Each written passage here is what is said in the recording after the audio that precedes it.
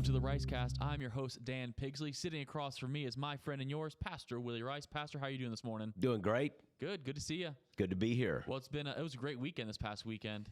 Well, baptism, we did beach baptisms Sunday night. That's always fantastic. And I think the number was 105, I heard, from Sunday night. Beautiful day. We saw God move in the morning services, great response, a lot of great stories in that group. And, I don't know all the stories, but I talked to a lot of those. And it's just one of those days that reminds you why we do what we do. And we celebrate God's work in people's lives. It was fantastic. And I even told the Seminole congregation, this is one of those, 4 or 5 times a year, we all get together as all the campuses. And it's so enjoyable to see everybody, to worship together. It's an awesome experience to do all that together. Right. So everybody, it's always fun to, we have an advantage being still close to the beach here, and it's a beautiful thing. So, over several weeks, people begin to say, hey, I want to be baptized at the beach, and to go out there to have all the campuses represented, as you said, and the Lord blessed us with a beautiful day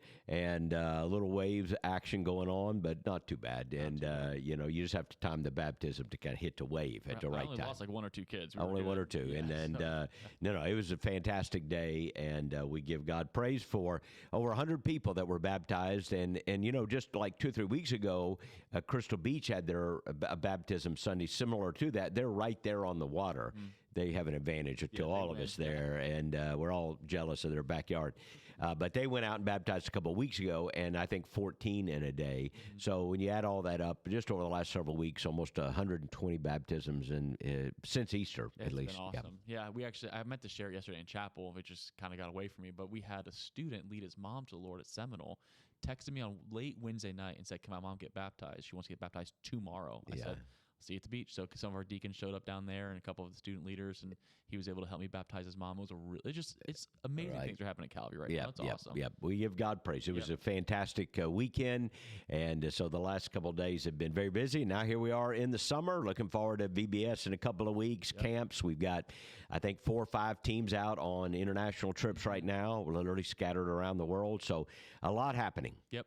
Well, I want to jump back to our conversation from last week. Last week, we kind of just started to help our listeners understand what the SBC was. And what we talked about is really it's a family of Southern Baptist churches really just cooperating together, and we really focused in on just missions, international missions, which was a big part of it.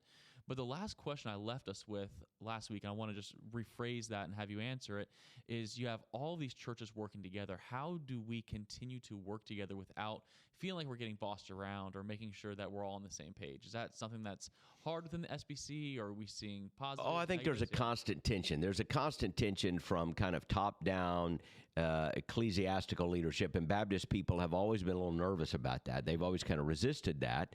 And this is the tension that exists, I suppose, within every institution. How do you stay nimble? How do you stay focused on the mission without, when you have such a big organization, without it, becoming constrictive and controlled, from top-down leadership?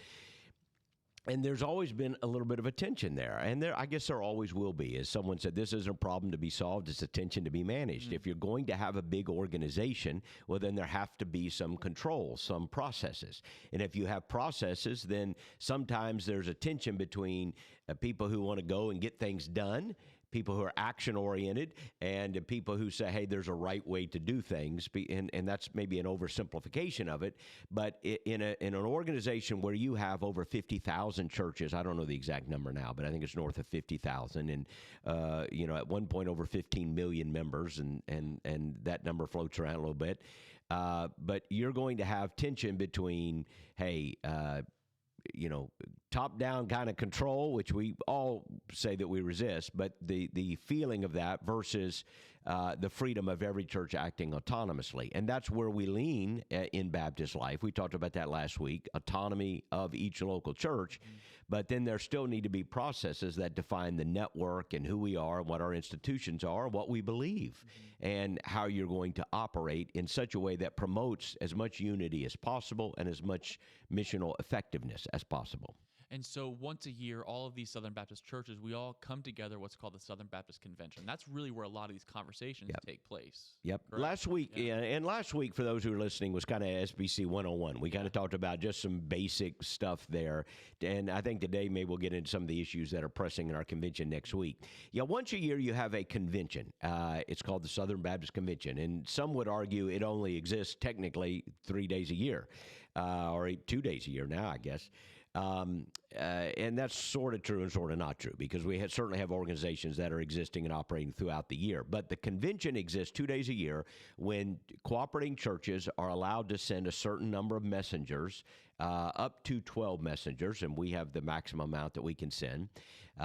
Some of that's based on the level of giving, but every church has a certain number of messengers, and so you can send up to 12 messengers, and those messengers gather at some point around America. This year, we're gathering in Dallas, Texas, and in the past, it's been one of the largest, meetings that exist of its kind. There'll be between 10 and 15,000 people, I suspect, this year that will gather in Dallas that are messengers from the Southern Baptist Convention to adopt the budget, to act on resolutions and motions, and to deal with the pressing issues. What when you say resolutions, what is that, and what do you mean by that? A resolution is a formal statement of what the messengers gathered at a given convention believe. Mm-hmm. So a resolution is nothing more than a statement, a formalized statement. So resolutions are passed that this is our view of this, our view of that. Now, they're not binding on the local churches. They're just meant to be, and at their best, they're reflective of what most Baptists believe. And they kind of signal to the watching world, hey, this is what we believe about various pressing issues. At their worst, they can become divisive and divide our own body, and we've had a few that backfired in that way. But that's what a resolution is. Yeah, and this year I was looking at the resolutions a couple days ago. There's one on gambling. There's one on, I think, there's a couple different. Yeah, you always try to deal with pressing issues, because you can't say everything about everything every year. Right. I think the gambling one is because of the proliferation of online sports betting and a lot of new laws that are coming there. I think there's a statement again on family and gender and sexuality, but we've had many resolutions on that. So you don't try to pass resolutions on everything every year. Right. So people are going, well, why didn't you say something about that? Well, probably because in the last few years we already had. But occasionally what happens is one of those resolutions gets picked up by the media and it becomes the resolution of the year. Last year there was an IVF resolution that created a little bit of controversy. So anyway, that's what a resolution is. Well, and then a few other things happened. A few years ago, I want to just spend most of our time this morning on this one. Something called the Law Amendment was brought to the floor. Can you help us understand what that is? And there are a couple. Why it's called the Law Amendment. Yeah, but huge. Yeah. That's good. The Law Amendment is actually the name of a man, Mike Law, from I forget. I think I won't say he's a pastor in Maryland.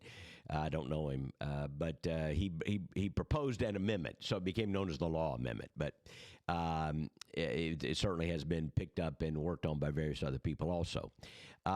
This is going to be, to me, one of the most pressing issues, and it remains because we didn't put it to bed last year. We kind of kicked the can down the road.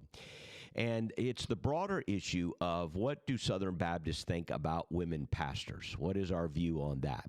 Now, in one sense, you would say, well, we're very clear on that, because in the Baptist Faith and Message, which is our doctrinal statement, our confession of faith, which is what most Baptists believe, and it becomes kind of the guardrails or the parameters, if you will, for our institutions and agencies. Our Baptist Faith and Message speaks very clearly that Baptists believe that the office of pastor is limited to men as defined by Scripture.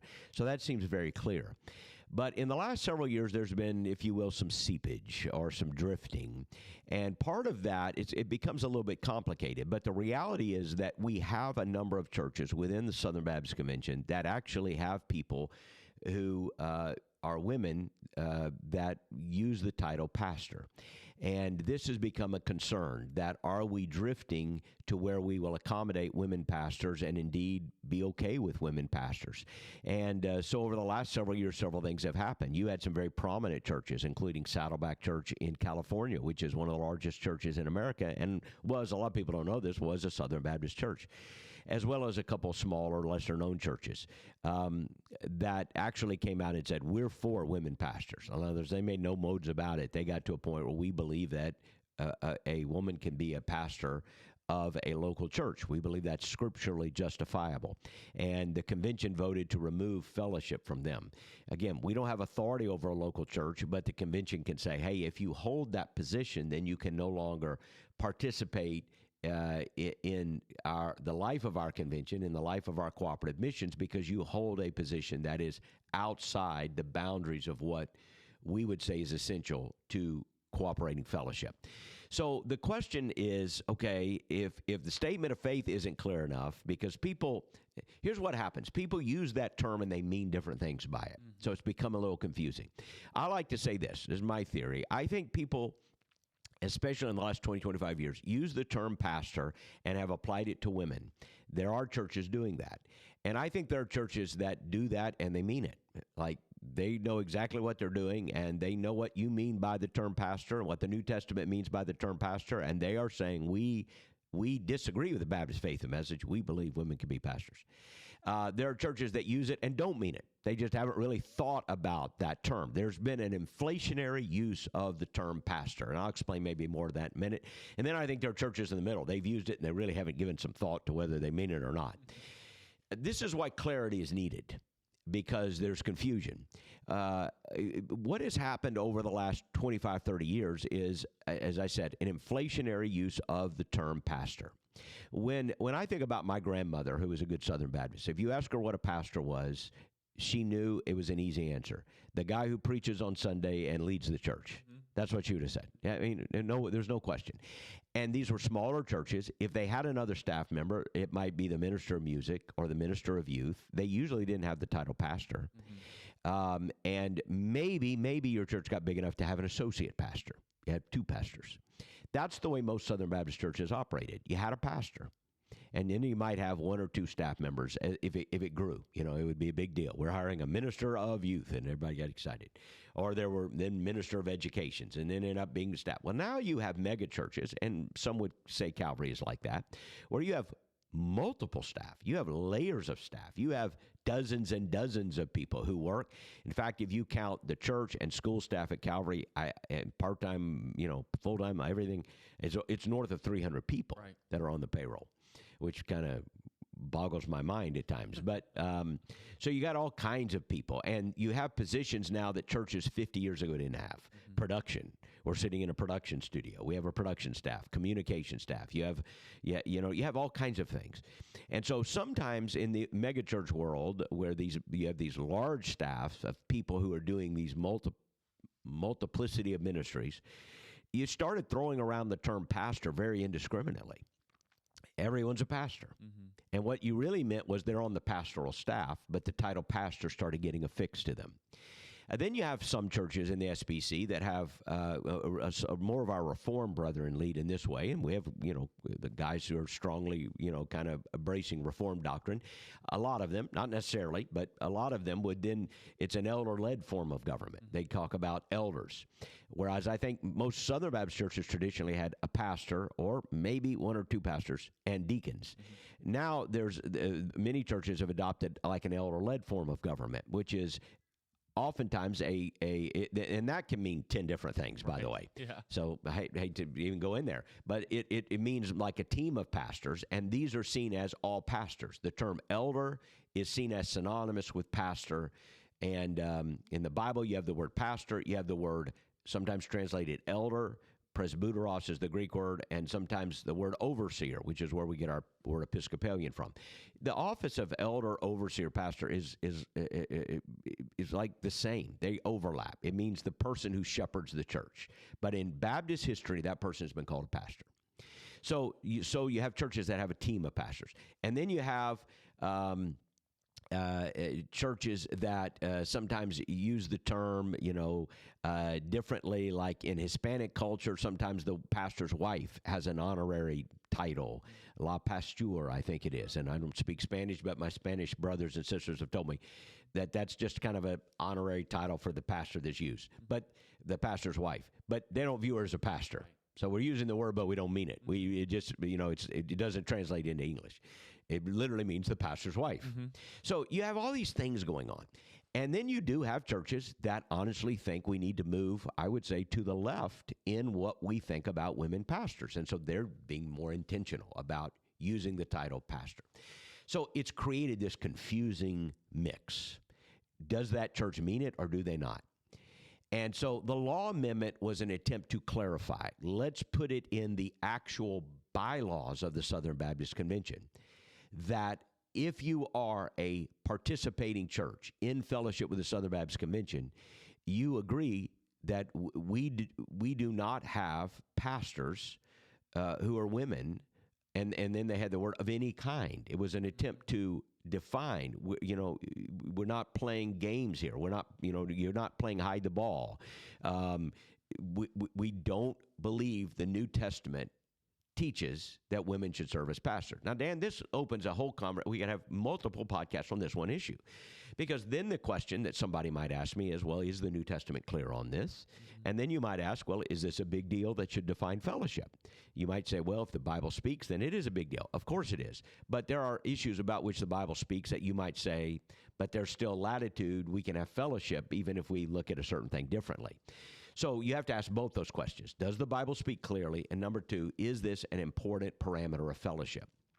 And without having a long discussion about that today, I will simply say my answer to both of those questions is yes. I think the New Testament does speak clearly. And I'll just say a quick word about that. I think the New Testament makes it very clear that there is a distinctive between gender. Mm-hmm. This is a beautiful thing, and I think there has been a pressure against this in our culture probably through most of our lifetime, whether you call it feminism or egalitarianism or a movement toward androgyny, whatever you want to call it. This diminishing of distinctives between male and female. And when you look at the madness and the insanity of the transgender movement, you might say, well, that doesn't have anything to do with what we're talking about.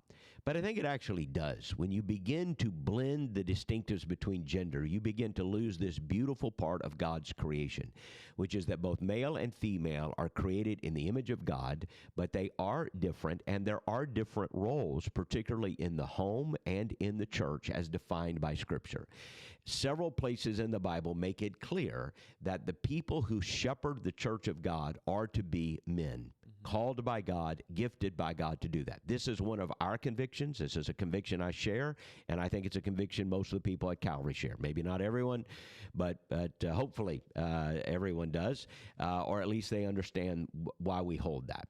And then should this be a test of fellowship? I think the answer to that question is yes. Mm-hmm. And I would simply say history has shown that organizations, denominations, church institutions drift toward the left. We drift away from orthodoxy. No one drifts towards it. Mm-hmm.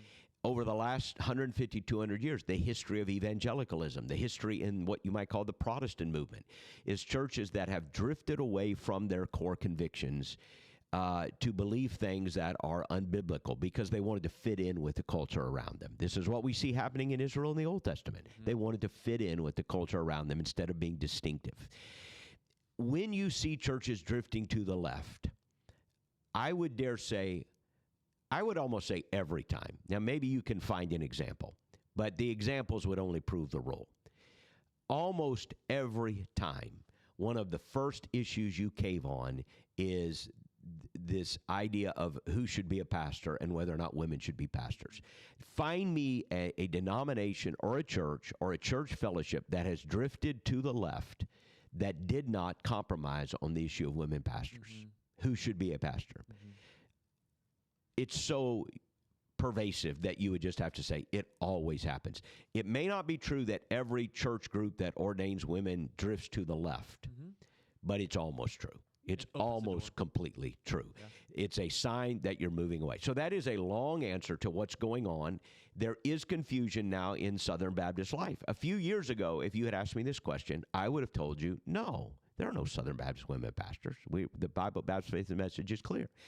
But then I have to admit, and when the law amendment first came up, I thought, I don't know, this seems like an issue out there that's not a significant issue. Why are people raising it? But I've had to walk that back because all of a sudden, once the issue was raised, we saw major churches like Saddleback come out and say, no, we're for women pastors. Mm-hmm. And now we're seeing Mike Law, for instance, has produced a list of how many churches in the Southern Baptist Convention actually have women pastors on staff. And I don't think it's just an issue of semantics or being confused about what we're using. That may exist in some places. But what the law amendment does is say, let's put it in the bylaws that if you want to be a Southern Baptist, you have to agree with us on this issue. Mm-hmm. And that's going to me, create clear lines on the road that will allow the churches that are using this in a way, and they mean it, they will realize I'm not in line with the Southern Baptist Convention. Churches that are using it and maybe they just got sloppy. Maybe they started throwing the term around and really didn't think about it. It's going to force them, but in a good way, to say, well, do we or do we not mean it when we use the word pastor? And if we don't mean it, like we just threw the term around for everybody on our staff. So we pastor this, pastor that, pastor everybody. Now we need to be a little more careful. Not just, by the way, with women, but with men also. We don't just throw that title around loosely or carelessly. It means something in the New Testament, and therefore it should mean something to us. So that is a long answer to the law amendment. I think is a good thing, and it was brought up. It has to be passed twice to be a bylaw. It passed overwhelmingly in year one. Unfortunately, in year two, which was last year, a bunch of people started pushing against it. They felt like it was overreach, and I felt like, unfortunately, some pretty important people said, that's not a good thing to do. And it narrowly failed to get the 2/3 necessary to put it in the bylaws. It got over 60%, but it needed 66%. And I said at the time, I said this last year, if you don't pass it, you're just kicking the can down the road. It's not going to go away. There are other ways they could have gone about it, but then they should have gone about it right after the convention was over, and nobody did anything. Everybody kind of sat around. Well, here we are again. And I am confident that it will be proposed on the floor in Dallas in some way. I hope it gets to a floor vote. It doesn't just get sent off to a committee. And if there's a floor vote, we will see if 2/3 of the messengers want to put it in the bylaws of the SBC. And if so, it'll have to be passed then again another year, second year. But I expect that will happen next year. I expect some debate and some action on what will be some form of the law amendment. I appreciate that answer, Pastor. And yeah, it's, as you're listening, you're kind of digesting all these things. I know in my head, I think, okay, well, here at Calvary, we have some incredible women in leadership here. Yeah. So what does that look like for our staff? It's a great question to go down because some people might hear that discussion and say, Pastor, are you saying that women don't have a role on a church staff or in ministry or in some levels of leadership? My answer is absolutely not. I believe God does call and gift women. In fact, you could look, again, these are fascinating conversations. You can look at, let's say, what a pastor does. You could look at the things a pastor does. He preaches and teaches. He has a gift of teaching. He oversees. He kind of administrates. Let's break that down into what day-to-day work, administration, organization. Do this, don't do that, right? And sometimes you talk about like pastoral care, counseling, ministering to people in a point of need. Well, I would argue that women can do any of those things or any combination of those things. I know women who are gifted to teach. I know women who are gifted in administrative leadership ability, organization. I know women who are gifted in shepherding, pastoral care, counseling, whatever. Those things or any combination of those things, though, aren't what make a pastor. What makes a pastor is some combination of those things, yes, but more. And that is, there must be a calling of God on that person's life, and then a calling and recognition of a local church body that this person is our overseer or one of our overseers, shepherds, pastors. I would argue that that many of our sisters in Christ can do and do. We have many talented women on our staff, as you know, and in our church, can do many, many roles in helping the church fulfill all that it is meant to be. But that none of them rise to the level of being the shepherd overseers of the church, which means we should absolutely affirm women where they are gifted and where the Holy Spirit has gifted them, whether it's whatever those areas are. But that does not mean that we call them to be shepherds overseers of the church. There's a distinction there. So Thank God for women teachers who teach. And primarily, I think they should be teaching and leading other women. I think that's in the Bible. But they are definitely called to teach. There are women who are called to organize and help. And we have, again, many women on our staff that do that and provide a type of leadership in that regard. And all the other examples I've given. But I do believe that when it comes to the shepherd, overseer, pastor, elder of the church, the New Testament is clear. There's a distinction between men and women, just like there is in the home. And those distinctions are part of God's good design. It's not a glass ceiling to be broken. It is a beautiful design of God to be embraced. Love that. And we should do so. That's so good. And just a little recap. So this year, more than likely, this amendment will be brought back to the floor. There will be a vote, more than likely, and then it has to be voted on again in Orlando next year. That's essentially true. And even beyond that, when the motion is made, you know, what will happen is, it's very complicated if you haven't been to a convention, but what will happen is you could then somebody may, the platform may make a motion to refer that to the executive committee, which would then kick it down the road even further. And what the messengers who will make the motion will hope that the convention can vote on the motion. And I think that's good. We go to these meetings, and one of the things I think sometimes that frustrates messengers is we bring things up, and people say, well, we don't have time to vote on it, or we're going to throw it into a committee. Well, we're there. And if you believe in congregational government, I mean, there are some things that need to go to committees. I understand that, and be fleshed out further. But if we all know that this is an issue. Like, who are we kidding? This is an issue. We all know it. So put it on the floor and let the good people vote it up or down. And if it gets voted down again, okay, well, we've got an issue. It's not going to go in a bylaw, and we either have to keep trying or we have to figure out how to skin this rabbit another way. I want to just put a flag on there. Maybe we'll do another podcast on this when we get back from the convention. To be interesting to talk about. But there's another subject I would love to just speak on a little bit. Hear your thoughts. I know some people may have heard of the ERLC. Can you help us understand what that is, what their role is, and then we'll kind of... The ERLC is one of the entities of the Southern Baptist Convention. It's a smaller one. You know, our biggest ones are the North American Mission Board and the International Mission Board, and then our seminaries. Those are the biggest ones. But the ERLC is the Ethics and Religious Liberty Commission of the Southern Baptist Convention. Its assignment was to speak for Southern Baptists in the public square and try to influence legislation. It's kind of our lobbying arm, and they speak about some of the moral, ethical issues of the day to defend religious liberty. And they also, I think, have an assignment to resource Southern Baptists and Southern Baptist churches to deal with those ethical issues. It has been a very controversial entity over the last 10 years. And again, I'm summarizing, you know, you could do an entire podcast on this. Why, you know, it's just, I'm just struggling with how much do you go into. Yeah. But in the last decade, it's become very divisive. And for a multitude of reasons. I will just tell you that the perception, and I think one not unwarranted, the perception is that the ERLC has been to the left, politically, culturally, socially, of where most Southern Baptists are. There have been a couple of examples where Southern Baptists did pass resolutions and are very clear about things, and the ERLC seemed, well, tepid at best, and at worst actually seemed to contradict us.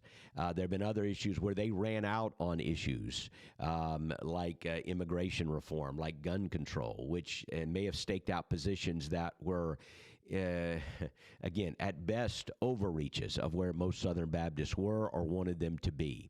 There have been things that the ERLC and some of the ERL staff, some of whom are not there now, were actually involved in that have proved to be very divisive in our convention. And that's a very long and detailed discussion. But in the wake of that, it has left a lot of people concerned about the ERLC.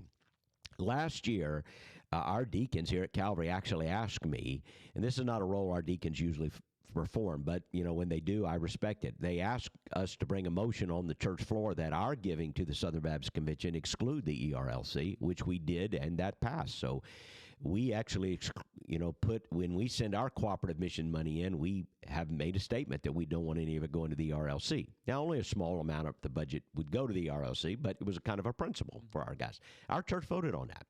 So I don't know that our church family understands a lot about this issue, but it's out there and it's been kind of a lightning rod for Southern Baptists. And a lot of Southern Baptists like me have been wanting to see the ERLC kind of wake up and realize, okay, we maybe have gotten out ahead of Southern Baptists on some things and even contradicted Southern Baptists on some things and have not really, we've not, the perception is we have not been accountable to Southern Baptists and submissive to Southern Baptists. So anyway, last year there was a motion made to abolish the ERLC. Well, that's a big motion. Yeah. But the maker of the motion, Tom Askell, explained that the bylaw requires that to happen 2 different years, to abolish an entity. And he said very clearly, the reason I'm making this motion is not necessarily to abolish the ERLC. It's like putting them on a performance review plan. It's like sending the message, you've got to make some dramatic changes. And that made sense to me. I voted for the motion. It did not pass. About 40%. People were stunned, though. They raised the ballots, and so it was a little bit of an estimate here. Sometimes you don't do a ballot vote. You look at, because it takes time to do a ballot vote. So you just look at the ballots raised in the air. And estimates have, I would say, about 40% of the crowd voted for. Now, that's historic. 40% of the Baptist messengers voted to literally abolish the ERLC. But they did so knowing they would have a year to come back and say, okay, we've made some changes. Well, that failed, but boy, it created a lot of energy. And I think there is a possibility. I don't know that it's a certainty, but there's a possibility. It's an absolute certainty. Something is going to come up on the floor of the convention. There may be another movement to abolish the ERLC, or it may come about in a different way. One of the things that's come out in the last year that's been very, very disturbing is that the ERLC actually took funding and grants from different organizations and actually participated. This was a rumor for years that was denied, but it's now actually been confirmed. They actually were participants in an organization that dealt with immigration, something called the Evangelical, Immigration Table, some round table, something like that. It's a group of evangelicals to meet together and discuss issues of immigration. Well, what we now find out, that was being funded in part by a George Soros organization that's very committed to moving people in a leftward direction. So this was a way that subversively they could kind of get in among conservative evangelicals and soften their position on this issue. The ERLC participated in that. When it was called out, you could say, well, that could happen by accident. Well, if it does, though, when someone calls it out, you go, hey, you're right. Boy, we got to be concerned about that. Instead, they've just continued doing that. So I wish the ERLC staff had responded far more decisively and dramatically last year. I felt like if 40% of the people vote to fire you, you don't go home and spike the ball and congratulate yourself because we won. You didn't win. You didn't win at all. You go home and you start working like your hair's on fire. You go and say, okay, what's wrong? What happened here? And for months, none of that happened. Now, this spring, all of a sudden, the ERLC, there's been a little flurry of activity. It's like a PR campaign where they've been seen, advocating for conservative issues, the defunding of Planned Parenthood, which I 100% agree with, and a number of other issues, which we would agree with. And I'm glad they're doing it. The question is it too little too late, though? And when somebody is trying to save their job and they're acting, all of a sudden they step up and start working, you're going, yeah, do you really mean it? And can we count on you if we go through? Abolishing the ERC would be a steep hill to climb. Yeah. I don't know that is a probability.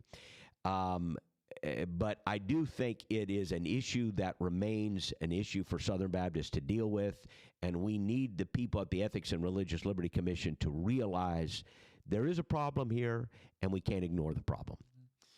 With that being said, you've been in this world for a very long time, and you said the ERLC was established about 10 years ago. More than that. It goes back into the 90s when it was actually established. I'm saying in the last 10 years, it's been very divisive. I said it last podcast. Everything's 10 years ago to me. I got you. Yeah. I don't know. No, it goes back into the 90s, and there's a history beyond that. But anyway, it's been around a little bit. Yeah. You've seen it. You've seen the good. You've seen the not so good.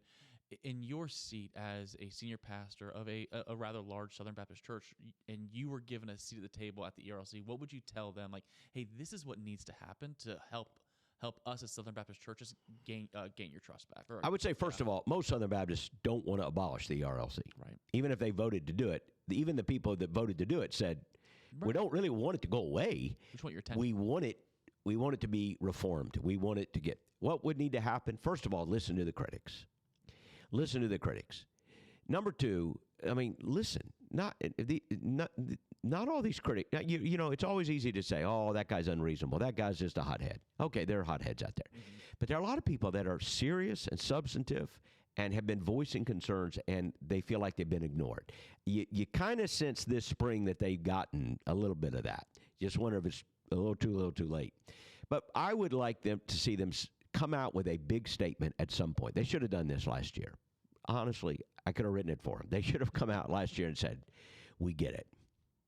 We get it. We hear you. Your message is being heard by us loud and clear. And you know what? We're going to try to do better. We're going to look at the areas where we have made mistakes, and we're going to try to do better. I think they should own some of the mistakes of the recent past. And I don't have time to go into all of these, but, you know, you have to send a signal that, hey, some of the things that some of our maybe former leaders did have created unnecessary hardship and division, and you know what? We shouldn't have done that. I would say to you, make a statement that you will not receive outside funding. How hard is that to go, you know what? People have brought up that there have been funding questions from outside. Southern Baptists should know that our Ethics and Religious Liberty Commission is funded by and for Southern Baptists, and it will only be speaking and working for Southern Baptists. We are not for sale. You do not get to buy our ERLC by money through the back door and then turn them around to try to influence us. That's not how this is supposed to work. We fund them to influence you. Yeah. I want them to influence George Soros, not the other way around.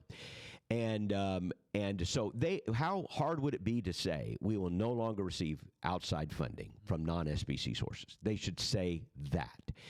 And there should be a change in orientation in the ERLC to speak for Southern Baptists to the secular realm, as I said, and I've really already said this, not the other way around.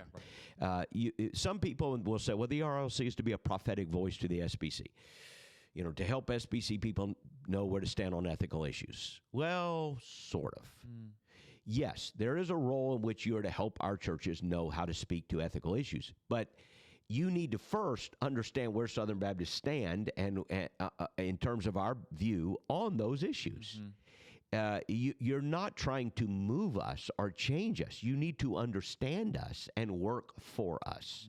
And if you're not going to work for us, then please go get a job and work for someone else who will pay your salary. But if we're paying your salary, you should work for us. And if you think we're wrong biblically, if you think we're horrible people, as I think some of the ERLC staff recently actually came to that conclusion. If you think we're just these horrible, backward people, then why would you want to work for us? Right. You know, go work for somebody else. So there just needs to be a clear change in attitude, a humble resolve, a couple of guardrails, and I would say also this: reform your trustee body. Enough has come out about the trustees of the ERLC where John Whitehead is a trustee who, you can look this up. He has had some very interesting things to say. And trustees often feel powerless to affect change because power is consolidated in a very few amount of trustees. And John Whitehead is a very good, he's an attorney. His dad was very involved in this. He's like the Southern Baptist you want on a trustee board. And yet he would ask questions of ERLC leaders and couldn't get straight answers. And he's, you know, written about this. That's got to be reformed. Yeah. And I know this is getting into another issue, but if you're going to say trust the trustees, then you need to trust the trustees. They're not your enemies. They're actually the boss. And so you can't say trust the trustees with one side of your mouth and then turn around and not give them information out of the other. And you said, you kind of bled right into my final question, and just one that I would love for you to speak on a little bit as well, is this idea of trusting your trustees. What did you mean by that? Well, one of the other big issues that I think is out there is something that's called financial transparency. And the reason this has come up is because there are things that have happened in the last 5 to 6 years that have just created division, created hardship. We didn't even talk, you know, we've talked in the past, and people know we've kind of gone through this, but the sexual abuse reform movement and how it got off the rails and how it got really hijacked. And Southern Baptists has spent about $15 million. I even hate to say this because I'm afraid there are going to be people in our church that are going to go, what? But it's true. It's out there. You can see it. We've blown through about $15 million because of some really bad decisions in how we address sexual abuse reform. And I would love to tell you this money has been used to make churches safer or better. It's not. I would love to, I wouldn't love to tell you, but if I had to tell you, hey, there's some responsibility that had to be taken. No, this is money that has come because of some reckless decisions over things that, in many cases, Southern Baptist Convention did not do at all. And yet now there are lawsuits where we're having to pay to defend ourselves. And there's nothing that, there's not any that there's, like people will immediately go to what they've read about in the Roman Catholic Church. Oh, there's been systemic cover-up, and the Roman Catholic Church is now being held culpable for that. Well, that was the accusation in Southern Baptist Life. Honestly, several investigations have proved that is simply not true. Right. There are some incidences that happen when you have 50,000 plus churches and hundreds of thousands of leaders and millions of members. Yeah, you're going to have some bad things that happen. But the idea that the Southern Baptist Convention has been covering this up, it's actually been proven not true. It's been disproven. So anyway, they've seen this money spent, and people have not been able to get answers to their questions. So of our entities, people have said, hey, could we get some basic data? So there was a pastor in South Carolina, a guy named Rhett Burns. I've talked to him, very nice guy, was an international missionary, pastor of just a regular-sized church, good guy, just the Baptist guy. He's, right. He's who we are. And he's not trying to hurt anybody. He doesn't have a false agenda that's hidden. He said, I would like some basic financial data of our entities. And then he came up with this. I don't know anything about this. I'm not an accountant, and he's smarter than I am on these things. He came up with 990 level transparency. And what is 990? I didn't know what 990 was. That is an IRS form that nonprofit institutions have to fill out, and I think it's data that has to be made public. Mm-hmm. Again, I'm not an accountant. I couldn't tell you everything that's on the 990. But some of it involves the top 6 salaries in an organization, and then there's other parts of that. It's not a lot of data, honestly. Probably ain't going to tell you a lot. Mm-hmm. But it's some data. And he said, I think our entities ought to at least have to release that information too. They don't have to file it with the government because they're a church organization. But we're giving all this money. Shouldn't we be able to see this? Well, he's been stonewalled, basically. He's been shown the back of the hand a couple of times. No, you can't see that information. And the cry has been, we have a trustee system. You trust the trustees. We elect trustees. Trustees oversee and govern these institutions. But here's the problem with that. The trustees don't get that information. This is the kind of the dirty secret nobody wants to really talk about. Most trustees aren't getting that information. And Rhett knows this, and other people are knowing this. And honestly, this wouldn't be even an issue probably if the trustees were getting all that information. But even the trustees aren't getting some of that information. And so the more a guy like Rhett Burns asks and gets turned down, the more people are going, well, wait a second. Mm-hmm. He's not asking here for nuclear codes. He's not asking for your computer password. He's asking, and by the way, we own these entities. Mm-hmm. We fund these entities. And he's asking, could I just get some basic kind of industry, standard base level information that Samaritan's Purse has to release, mm-hmm. that Planned Parenthood has to release. Right. Nonprofits have to release this information. It's publicly available. Why shouldn't our institution not release it to the government, but release it to us? Mm-hmm. And you know what? Here's what I would say. I think that the man is asking a fair question, and I think he's making a reasonable request. And I think our entities should comply. And I think the longer they stonewall and don't comply, the worse this is going to get. So there is going to be some debate about that. It's going to, the way it comes to the floor, I don't know how. It's going to come in a debate over what is known as a business plan, where there's some revisions to that. And again, I know this is really in the weeds for most people, but some Southern Baptist leaders might be listening to this. But I think you'll see that come up in the business plan debate. And Rhett Burns is encouraging people to vote against the revised business plan because he thinks it weakens transparency. And I think he makes a very good argument. I agree with him. I hope people will listen to his voice, and I hope what he's suggesting will be heeded and prevails. The revisions to the business plan really do seem ill-timed right now. And I do think certain basic levels of financial transparency should be accommodated.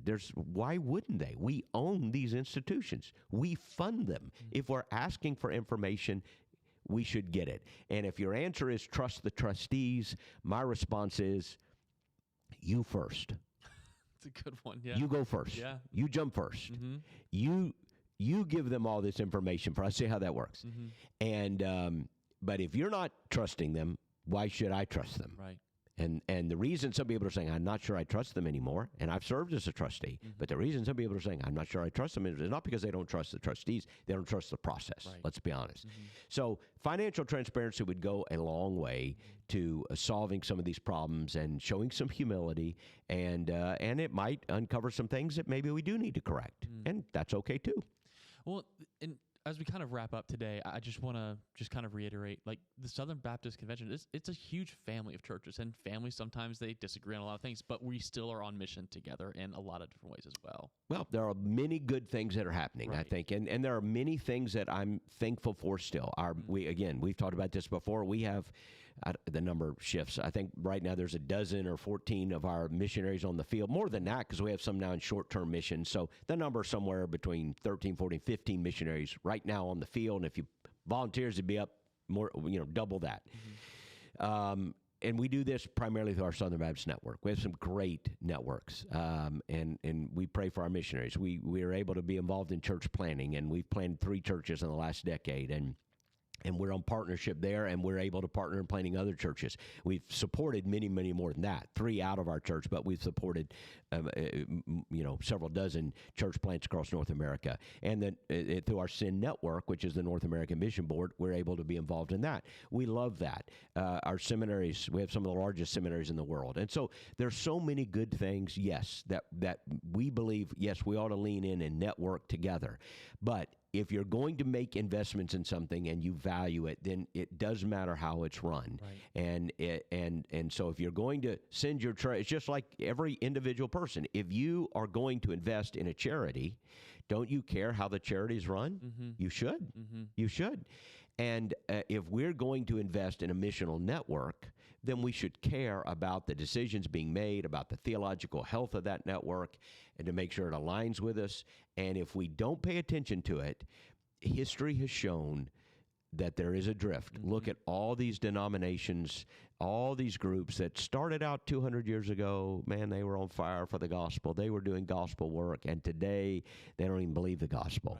Right. So it's not an imaginary danger. It's a real danger, and putting the guardrails where they need to be is a very important work. And so you head off to the Southern Baptist Convention after church on Sunday, I believe, or Monday morning. I'm actually headed Monday morning. Okay. We've got a lot going on Sunday. I'll be here. Some of our guys are going early. Mm-hmm. But it does get off Sunday night. I won't be there Sunday night. But Sunday night, Monday is kind of the pre-conference called the Pastors Conference, which we led a few years ago. Mm-hmm. And then the Tuesday morning is when the convention begins, Tuesday and Wednesday, 2 full days. As you know, they're long days. They're busy days. We'll do a lot of work. Mm-hmm. But we'll be in Dallas with, 15,000 Southern Baptists and eating barbecue and tacos. Yeah, I hope we get some of that, and we'll maybe follow up, let people know. I think again, awesome. I know for some people this is way too in the weeds. We may have some in our Southern Baptist family though; they know exactly what we're talking about here, and some in our church may go, I have no idea what they were talking about. And that's fine, but we do feel like it's important enough. We are happy for people. We want people to be educated. We're happy if you have educated questions to come back and ask us those questions. And we'll follow up maybe on it because people are going to see things in the news, and you have to kind of filter that through the secular news. When you hear something, well, what's actually being said versus what's happening. But if you have questions, we'll follow up maybe afterwards and kind of do a wrap up. That'd be great. I have one last question before we leave, just for everyone listening, just for the Southern Baptists who hear your voice, who hear so many different pastors' voice that are going to this conference. How can they pray for this coming week?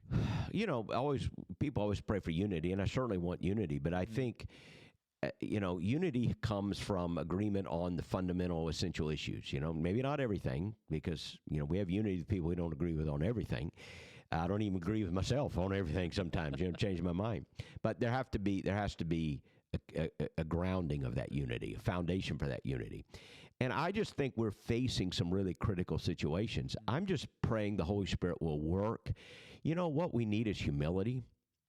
All of us, me too. We need humility. We need godliness. We don't want to argue about tertiary issues and administrative affairs. We want to do gospel work together.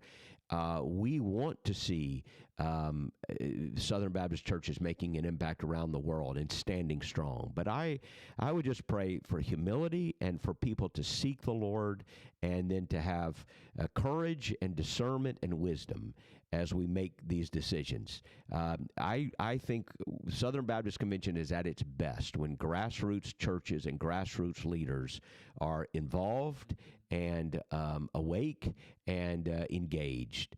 And that's what we need to see happen in the next period of time in the SBC. I love that. Well, Pastor, I appreciate your time today. Again, look forward to kind of following up a little bit maybe next week or the week after when you get back.